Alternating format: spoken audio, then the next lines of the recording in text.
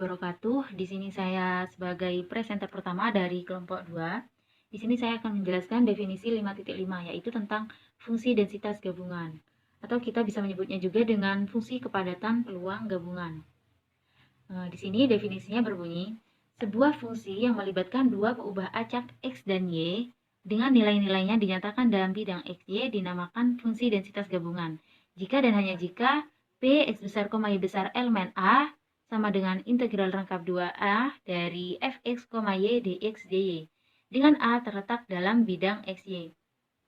Nah, jadi dalam fungsi densitas gabungan ini tidak jauh berbeda dengan pembahasan sebelumnya, yaitu tentang fungsi peluang gabungan.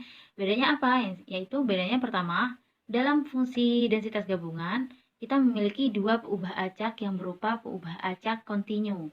Nah, jadi diingat-ingat, dalam fungsi densitas gabungan itu peubah acaknya berupa peubah acak kontinu. Jadi di sini X dan Y-nya ini merupakan peubah acak kontinu. Bedanya dengan yang fungsi peluang gabungan, di sana X dan Y-nya merupakan peubah acak diskrit. Itu yang pertama. Nah, dulu juga pernah dijelaskan terkait materi fungsi densitas. Di sana kan hanya memiliki satu peubah acak, yaitu X. Nah, X di sana juga merupakan peubah acak kontinu. Di sini kenapa kita memiliki dua peubah acak, yaitu X dan Y? Karena di sini fungsi densitasnya merupakan fungsi densitas gabungan. Itu yang pertama.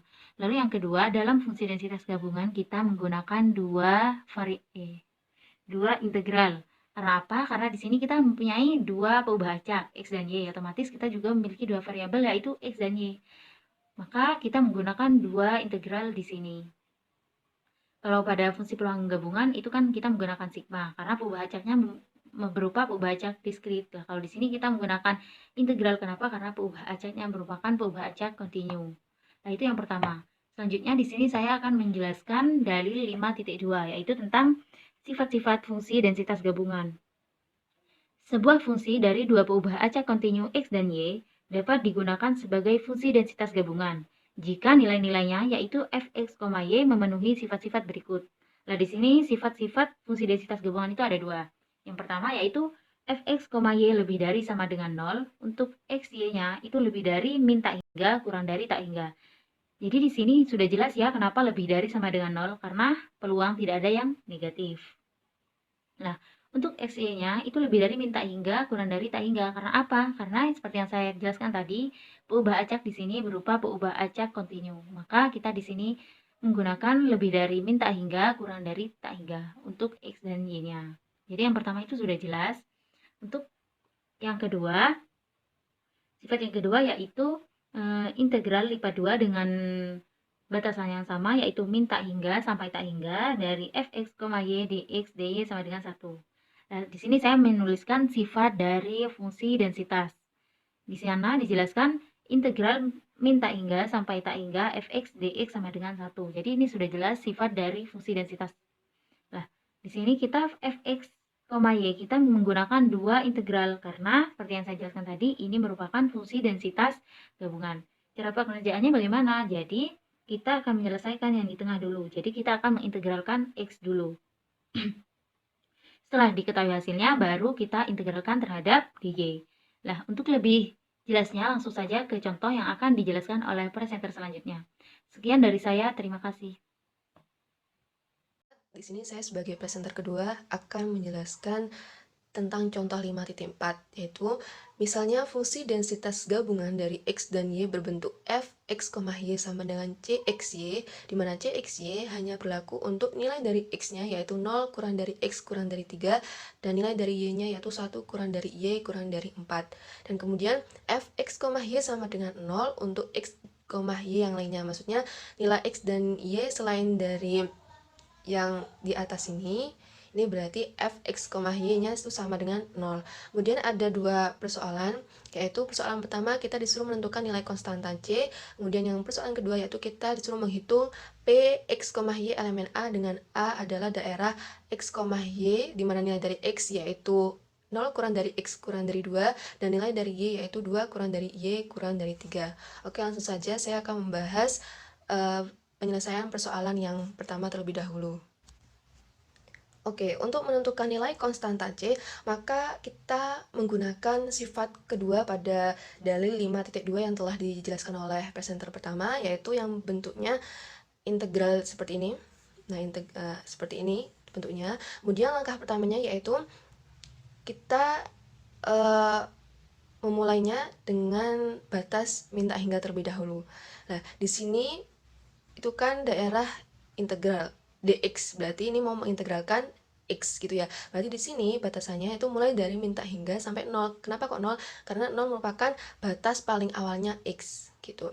Kemudian yang di sini berarti untuk y, yaitu minta hingga sampai 1. Kenapa kok 1? Karena 1 merupakan batas awalnya y. Nah, kemudian untuk mencari fx, y-nya, karena batasan ini tidak termasuk pada ini, maka fx, y-nya itu sama dengan 0. Jadi gini, sama dengan 0. Kemudian jumlahkan dengan, nah ini batasannya berbeda dengan ini. Kalau ini dimulai dari 0 sampai 3, yaitu mengikuti ini. Dan yang ini, yaitu 1 sampai 4, mengikuti yang seperti ini. Nah, karena batasan ini termasuk ini, maka fx, y-nya itu sama dengan cxy. Ini, jadi cxy, begitu. Kemudian jumlahkan lagi dengan, nah, 4 sama 3 kan merupakan batas paling atas ya, dari punyanya x dan y. Maka, di sini kita rentangannya mulai dari 3 sampai tak hingga, kemudian 4 sampai tak hingga. Karena kan setelah 3 dan 4 ini kan berarti nggak tahu kita kan nilainya berapa, berarti kan tak hingga gitu.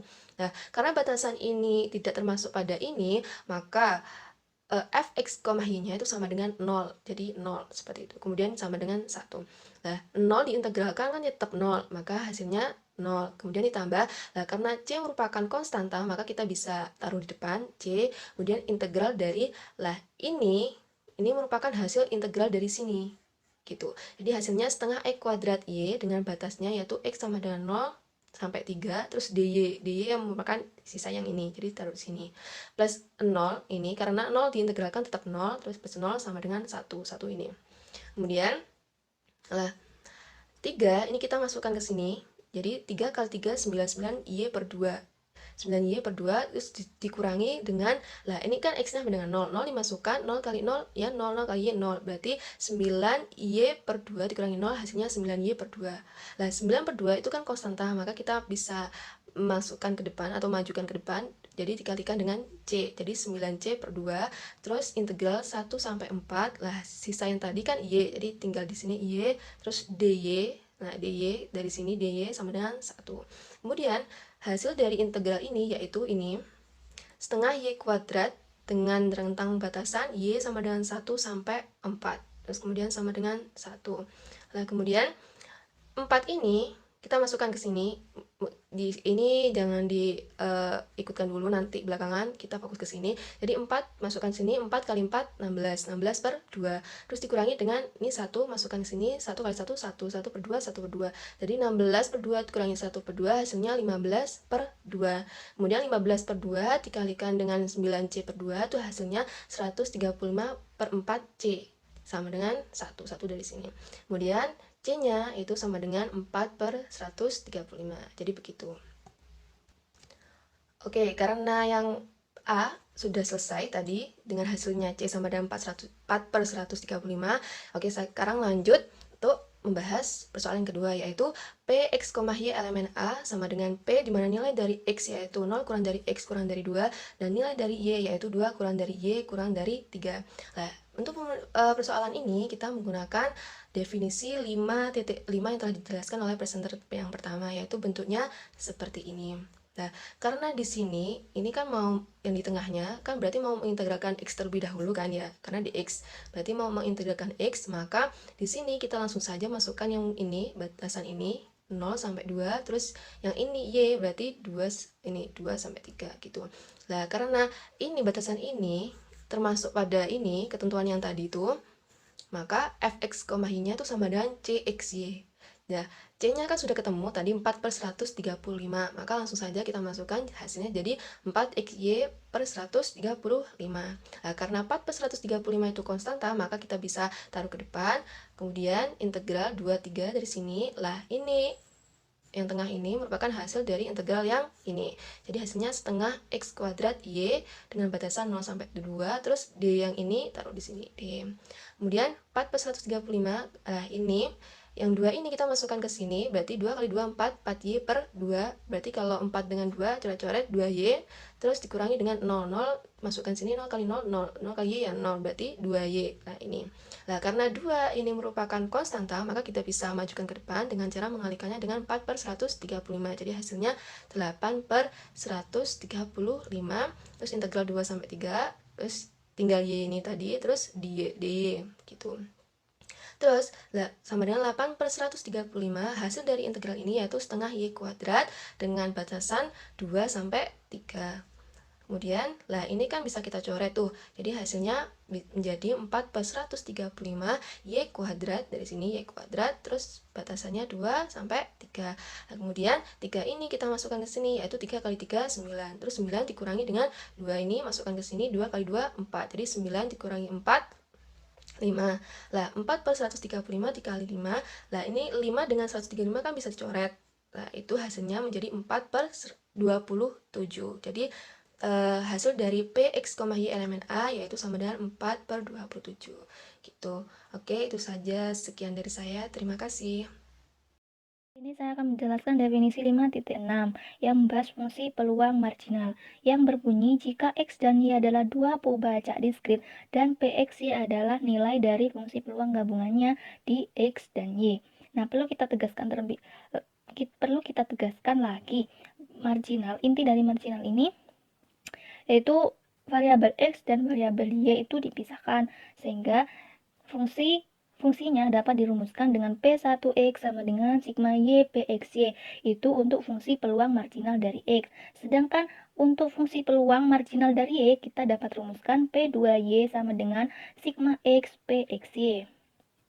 Nah, dari definisi di atas kita dapat lihat karena P1X dan P2Y merupakan fungsi peluang, berarti sigma X P1X sama dengan 1, dan yang kedua sigma Y P2Y sama dengan 1. Nah, di sini karena fungsi peluang sehingga itu hasilnya 1. Intinya itu kalau fungsi peluang itu hasil dari sigma keseluruhan itu sama dengan 1. Nah, selanjutnya coba kalian perhatikan pada tabel 5.1. Di halaman sebelumnya kan kita sudah bahas tabel 5.1. Nah, tabel 5.1 ini kalian buka sendiri di halaman 143. Nah, ketika kita sudah memperhatikan tabel 5.1, maka fungsi peluang marginal dari X itu terletak pada kolom jumlah. Sehingga diperoleh P1X sama dengan P1X1 untuk X sama dengan X1. Ketika X sama dengan X2, maka P1 dikali X2. Dan sampai ketika X-nya itu XM, maka P1 dikali XM. Adapun fungsi peluang marginal dari Y itu juga terletak pada baris jumlah, yaitu P2Y sama dengan P2Y1 untuk Y sama dengan Y1. Ketika Y-nya itu Y2, maka P2 dikali Y2, dan seterusnya sampai Y sama dengan YN. Ketika Y-nya itu YN, maka P2 dikali YN. Nah, seperti itu. Mungkin seperti itu penjelasan dari definisi 5.6. Mungkin lebih jelasnya nanti akan dijelaskan melalui contoh 5.5. Sekian dari saya, terima kasih. Oke, di sini saya akan menjelaskan contoh 5.5. Misalnya, fungsi peluang gabungan dari X dan Y berbentuk Px, Y sama dengan 172, X plus 2Y, X sama dengan 0, 1, 2, 3, Y sama dengan 0, 1, 2, 3. Pertanyaan yang A, tentukan fungsi peluang marginal dari X. Yang B, tentukan fungsi peluang marginal dari Y.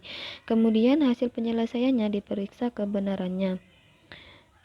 Yang A, fungsi peluang marginal dari X adalah P1X sama dengan sigma Y, Px, Y. Sama dengan sigma Y sama dengan 0 sampai 3. Ini dari mana? Ini dari ini. Y sama dengan 0, 1, 2, 3. 0 sampai 3 kan? Terus, Px, Y ini dimasukkan ke sini. 172 X plus 2Y. Terus, nilai Y ini dimasukkan ke X plus 2Y. Jadinya antar kayak gini. X plus 2 kali 0 sama dengan X. X ditambah 2 kali 1 sama dengan X plus 2. X tambah 2 kali 2 sama dengan X plus 4. X plus 2 kali 3 sama dengan X plus 6. Ini kan benar kan? Nah, habis itu kita jumlahkan X kali X, X tambah X tambah X tambah X itu hasilnya 4X. 2 ditambah 4 tambah 6 itu hasilnya 12. Jadi 4X plus 12. Ini sama-sama dibagi 4. Jadi 1/18. Hasilnya nanti 1/18 X plus 3. Ini kan udah. Jadi P1X sama dengan 1/18 X plus 3, X sama dengan 0,123. Terus yang B, fungsi peluang marginal dari Y adalah P2Y sama dengan sigma X Px, Y sama dengan sigma X sama dengan 0 sampai 3. Px, Y ini dimasukkan ke sini. Nah, terus nilai X ini kita masukkan ke X plus 2Y. Tadi kan nilai Y-nya, sekarang nilai X-nya. Nah, nanti tuh hasilnya tuh seperti ini. 0 ditambah 2Y sama dengan 2Y. 1 plus 2Y sama dengan 1 plus 2Y. 1 plus 2Y. 2 plus 2Y sama dengan 2 plus 2Y. 3 plus 2Y sama dengan 3 plus 2Y. Nanti tuh hasilnya seperti ini. Nah, habis itu kita jumlahkan. 2 ditambah 2 ditambah 2 ditambah 2. Hasilnya berapa? 1 ditambah 2 ditambah 3 itu hasilnya berapa? Nah, kita lanjut di sini.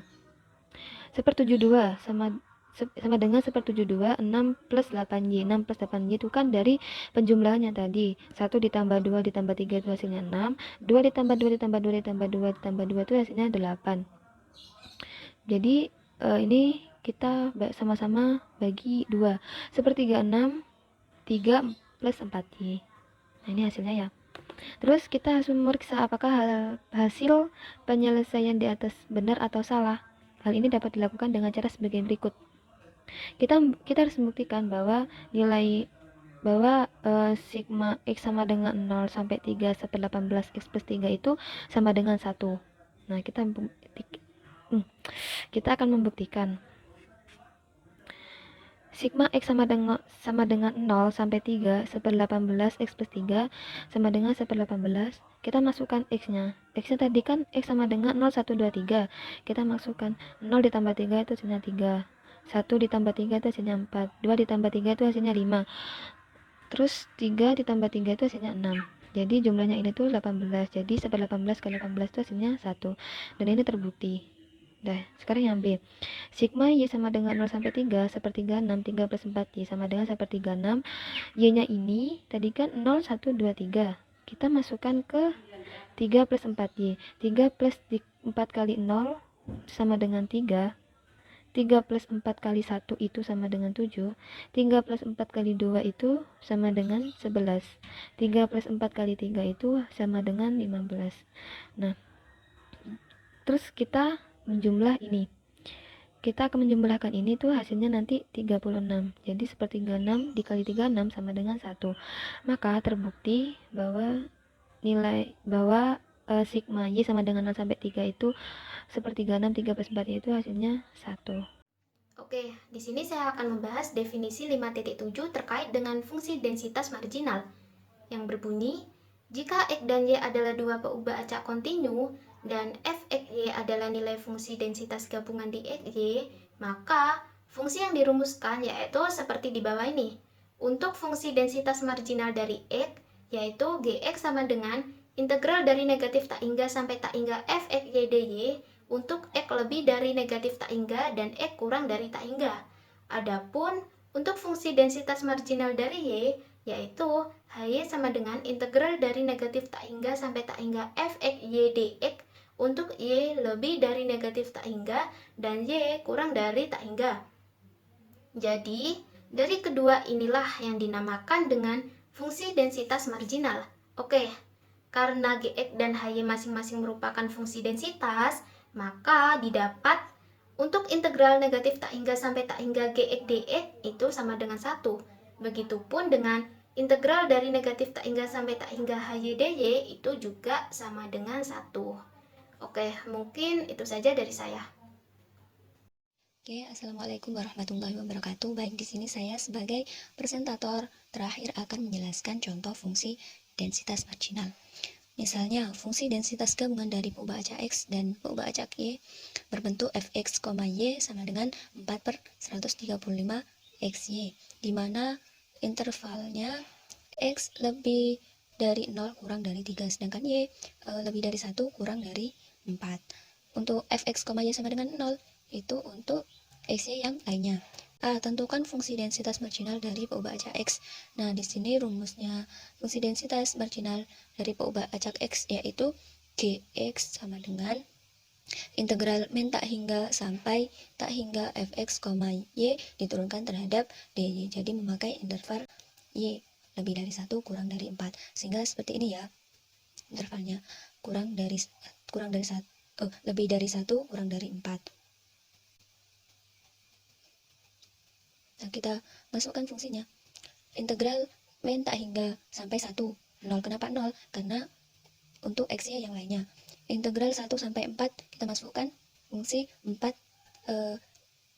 per 135 x-y dy. Sedangkan untuk integral 4 sampai tak hingga itu 0 karena x-nya yang lainnya. 0 ya. Terus ini kita integralkan jadi 4 per 135 dikali 1 per 2 xy pangkat 2 dengan y sama dengan 1 sampai y sama dengan 4. Nah, kita substitusikan 4 kali 1 kan 4. 135 dikali 2, 270. Berarti 4 per 270. Nah, 4-nya kita substitusikan ke y pangkat 2. Berarti 4 pangkat 2, 16. 16 dikali 4, 64. Terus yang y sama dengan 1, kita substitusikan. 1 pangkat 2, 1. Berarti 4 kali 1, 4. Jadi 4 per 270 X. 64 per 270 X dikurangi 4 per 270 X sama dengan 60 per 270 X. Nah, sama-sama dibagi dengan 30. Berarti 2 per 9X. Jadi Gx sama dengan 2 per 9X. Untuk X lebih dari 0 kurang dari 3. Gx sama dengan 0 untuk X yang lainnya. Oke, selanjutnya kita periksa apakah integral 0 sampai 3, 2 per 9 X dx sama dengan 1.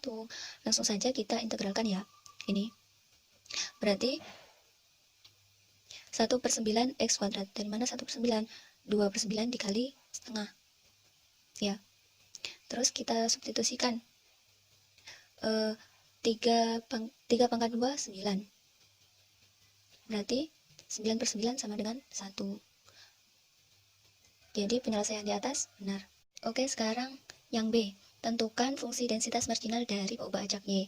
Nah, kalau kita mencari fungsi densitas marginal dari peubah acak Y, berarti diturunkannya terhadap X. Tadi batasan X-nya berapa? Batasan X-nya X lebih dari 0 kurang dari 3. Berarti seperti ini ya. Integral min tak hingga sampai 0, integral 0 sampai 3, integral 3 sampai tak hingga. Nah, karena ini x-nya yang lain, jadi 0. Sedangkan ini kita masukkan fungsi 4 per 135 xy dx. Sedangkan yang integral 3 sampai tak hingga 0 karena xy yang lain. Jadi kita integralkan yang ini. Integral 0 sampai 3, berarti 4 per 135 dikali setengah X kuadrat Y. Sama seperti tadi, 4 kali 1, 4. 135 kali 2, 270. Kita substitusikan 3. 3 pangkat 2, 9. Berarti 9 dikali 4, 36. Berarti 36 per 270. Ini 0 ya. Yang X sama dengan 0, hasilnya 0. Jadi 36 per 270 Y.